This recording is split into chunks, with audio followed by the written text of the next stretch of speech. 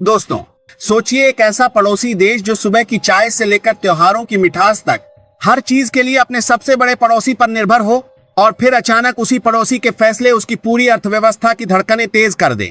इस वक्त नेपाल के साथ कुछ ऐसा ही हो रहा है।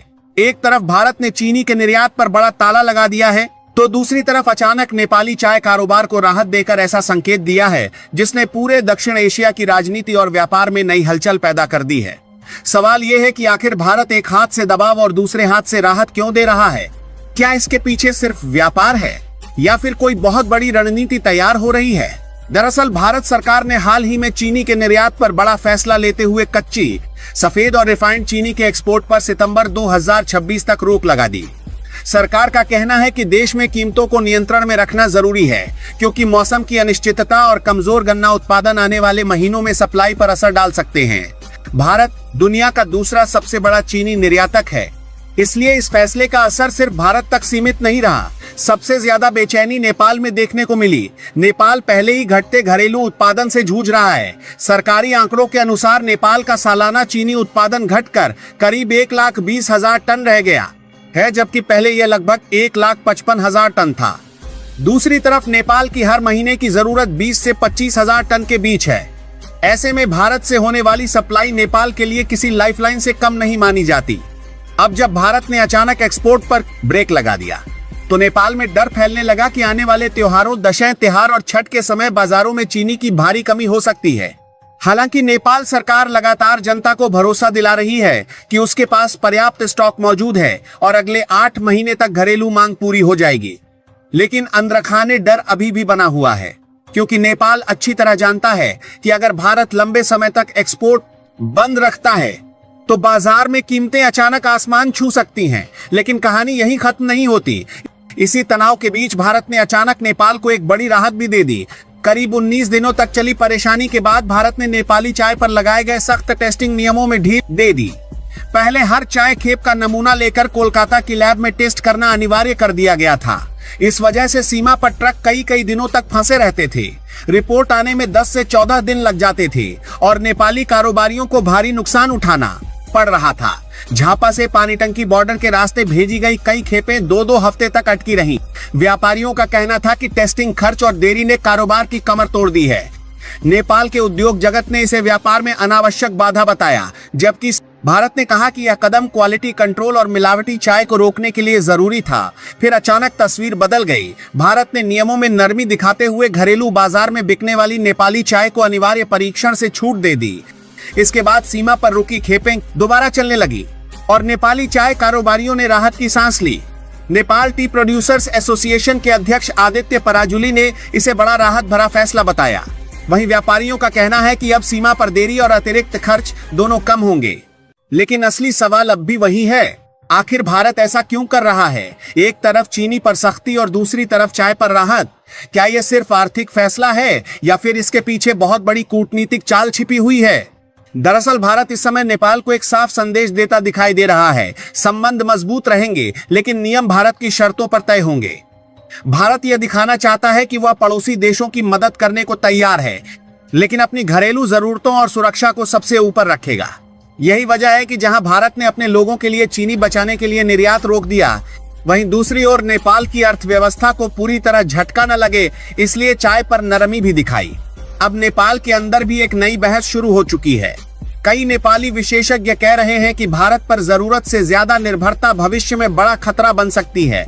इसलिए नेपाल को पाकिस्तान, चीन, रूस और मध्य पूर्व जैसे नए बाजार तलाशने चाहिए। लेकिन सच्चाई यह है कि भारत जैसा विशाल और नजदीकी बाजार नेपाल को कहीं और आसानी से नहीं मिल सकता। यही कारण है कि तमाम राजनीतिक बयानबाजी के बावजूद नेपाल की अर्थव्यवस्था की नब्ज अभी भी काफी हद तक भारत से जुड़ी हुई है।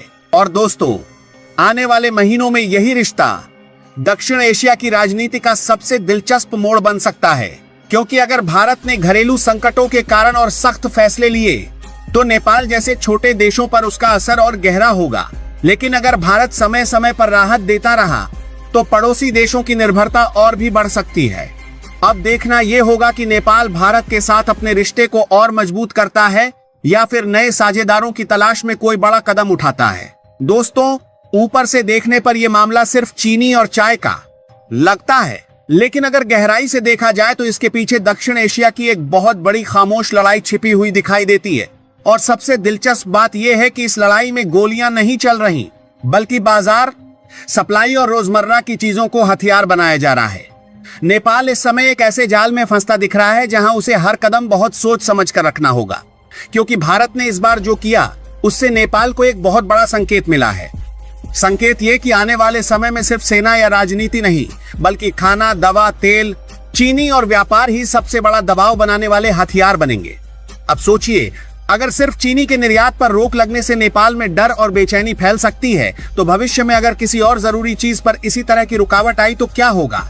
यही डर अब नेपाल के नीति निर्माताओं को अंदर से परेशान कर रहा है। शायद इसी वजह से नेपाल अब धीरे धीरे नए रास्ते खोजने की कोशिश करेगा। चीन के साथ व्यापारिक संपर्क बढ़ाने की बातें तेज होंगी। पाकिस्तान और मध्य पूर्व के बाजारों का नाम ज्यादा सुनाई देगा। लेकिन असली चुनौती यहाँ शुरू होगी, क्योंकि नेपाल चाहे जितनी कोशिश कर ले, भौगोलिक सच्चाई नहीं बदल सकती। उसके सबसे आसान रास्ते, सबसे सस्ते ट्रांसपोर्ट और सबसे बड़े ग्राहक अब भी भारत ही हैं। चीन से व्यापार बढ़ाना आसान सुनाई देता है, लेकिन हिमालय की कठिन भौगोलिक दीवारें और महंगा ट्रांसपोर्ट नेपाल को जल्दी ही वास्तविकता दिखा सकते हैं। यानी नेपाल चाहे जितना दूर जाने की कोशिश करे, अंत में उसे फिर भारत के साथ संतुलन बनाकर ही चलना पड़ेगा। लेकिन यहाँ एक और दिलचस्प खेल शुरू हो सकता है।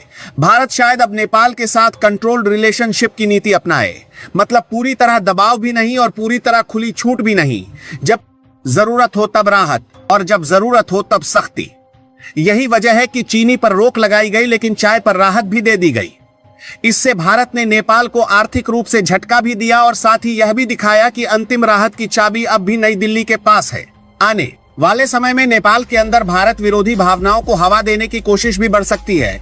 कुछ राजनीतिक दल और विदेशी ताकतें इस मौके का फायदा उठाकर लोगों को यह समझाने की कोशिश करेंगी कि भारत नेपाल को आर्थिक रूप से कंट्रोल कर रहा है।